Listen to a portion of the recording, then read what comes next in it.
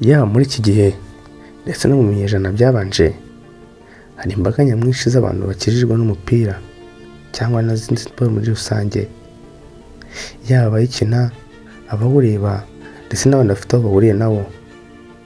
Muri iyo mikino harimo football cyangwa ruhago ikinwa n'abakinnyi 11 kuri buri kipe. Iyi ngiyi iraza abagabo bakanuye, rimwe na rimwe igatuma batanarya. Umurundi yaricaye aravuga ati nta katagira imvano. N'umupira rero nawo ugira imvano. Nje kukubwira byinshi ku itangizwa ry'umupira cyangwa ruhago mu Rwanda. Reka mbanze mwibutse gukanda subscribe niba utarayikanze kugira ngo tubane umunsi ku wundi. Nanashimira abo bayikanze, uba agaciro kandi turabigukundira. Kugeza ubu nta nkuru nyayo yemeza umunsi umupira wageze mu gihugu cy'u Rwanda. Gusa hari amakuru avuga ko umupira wazanywe n'abamisiyoneri b'Abadage ku ngoma y'umwami Musinga wategetse u Rwanda kuva 1896 kugeza 1931. Aho abamisiyoneri bari bayobowe na Padiri Shumaka wabaga i Kabgayi, ubu ni mu karere ka Muhanga. Imihango yo kwerekana umukino wari ugiye kwigarurira imitima ya benshi yabereye ahari umurwa mukuru w'ubwami i Nyanza ya Butare. Nuko umukino wakirwa neza na Musinga ndetse n'abafasha be. Umva bamwe mu Banyarwanda bakojeje ikirenge cyabo bwa mbere ku mupira. Uwa mbere yitwaga Shefu Nshozamihigo, yari umuhungu w'umwami Rwabugiri, akaba ari nawe wa mbere wabimburiye ba rutahizamu aba Basugira, niwe mukurambere wa Basugira mu gutsinda ibitego. Ubwo bari mu myitozo i Kabgayi yabaye uwa mbere mu gutsinda igitego, anyeganyeza inshundura karahava. Undi mukinnyi wari ukomeye muri icyo gihe yitwa Maboneza Frederico, wakinaga mu ikipe y'Amagaju kwa Shefu Rutaremara Rwabugiri Rwangenzi w'Ikibeho. Undi wari ukomeye muri icyo gihe ni Karemera Claudiyani wakinaga mu Maregura ya Mutara wa gatatu Rudahigwa. Mu 1928 Rudahigwa, ubwo ni umwana w'umwami Musinga, amaze kugirwa shefu wo mu Marangara mu nkengero z'ingobyi y'umupira ubwo ni Kabgayi, yakomeje kujyana umubano mwiza n'abamisiyoneri, ari nako akundishwa umupira w'amaguru karahava. Mu 1931 Rudahigwa yasimbuye se Musinga ku ngoma, wari umaze gukurwa ku ngoma n'abazungu, maze yimika ku izina rya Mutara wa gatatu. Ategeka kuva mu 1931 kugeza mu 1959. Kuri iyo ngoma rero nibwo havutse amakipe menshi hirya no hino mu gihugu, akaba yarashingiye ku mitwe y'ingabo cyangwa bataramiraga ku mugoroba ba kwa shefu babo. Ayo makipe twavugamo nka Amagaju yo kwa Shefu Rutaremara, Amaregura y'umwami Mutara wa gatatu Rudahigwa, Amasata yo kwa Shefu Nkuranga ku Gasoro na Mutende hafi y'Inyanza. Andi makipe yari ay'ibigo by'abamisiyoneri ba Katolika n'ingabo nziza z'i Kabgayi kwa Padiri Shumaka.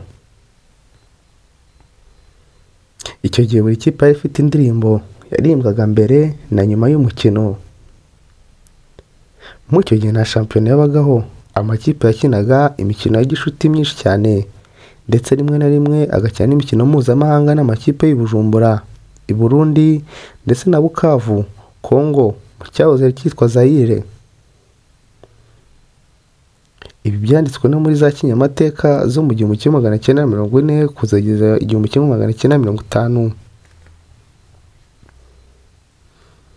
Mu 1959 uyu mwaka habaye byinshi cyane ko umwami Mutara wa gatatu Rudahigwa yatanze asimburwa ku ngoma na Kigeli wa gatanu Ndahindurwa Kuri iyo ngoma habayeho imvururu nyinshi cyane, hari harimo urugomo ndetse n'ubwicanyi hagati y'Abanyarwanda. Ibi byatumye muri uwo mwaka haba revolution y'59, ubutegetsi buhindura isura, umwami Kigeli V Ndahindurwa arananirwa ahunga igihugu. Nyuma ho gato kuri 28 Mutarama 1961 u Rwanda ruba repubulika, ingoma ya cyami ishyirwa akadomo, himikwa ingoma ya repubulika. Kuri 25 Nzeri 1961 habayeho itora rya Kamarampaka, nuko icyifuzo cya repubulika kiratorwa. Nyuma yaho gato kuri tariki ya 1 Nyakanga 1962 Loni itangaza ubwigenge bw'u Rwanda, nuko u Rwanda rubona ubwigenge ruba igihugu cyigenga. Ibyo byose byabayeho gatoya byatumye amakipe yose yashinzwe ku ngoma y'ubwami atongera kuboneka, aburirwa irengero, maze umukino w'umupira w'amaguru ujya hasi cyane, urakendera, usa nk'uwibagiranye. Kuva 1962 kugeza 1969 andi makipe mashya yaravutse, bituma ruhago yongera gukundwa cyane, yigarura imitima ya benshi. Uti amakipe yavutse muri icyo gihe ni ayahe? Mu makipe yavutse muri icyo gihe kuva 62 kugeza 69, iyavutse bwa mbere imfura muri zo ni Mukura Victory Sport iyi Butare i Huye, yavutse 1963. Iyitwaga Kigali Sport yaje guhinduka Kiyovu Sport, yavutse 1964. Hanyuma Standard Rwinkwavu y'Ikibungo ivuka 1964. Rayon Sport Gikundiro ngiyi y'ubururu n'umweru y'Inyanza yavutse 1965. Panthère Noire yari Kigali ivuka 1965 nayo. Hanyuma isozwa n'ikipe yitwa Espoir y'Icyangugu, aho ngaho ni Rusizi, yavutse 1969. Ushaka kwibaza uti nyuma y'aho amakipe avutse kuva 62 kugeza 69 hakurikiye iki? Ndagushishikariza kutava kuri na channel kugira ngo ukomeze kumenya byinshi. Iki cyari igice cya mbere cy'amateka y'umupira w'amaguru mu Rwanda. Reka nkurarikire gukora iki gice cya kabiri kuri ino channel. Niba utarakora subscribe, kanda subscribe kandi no kukazogera kugira ngo igice cya kabiri kitazagucika.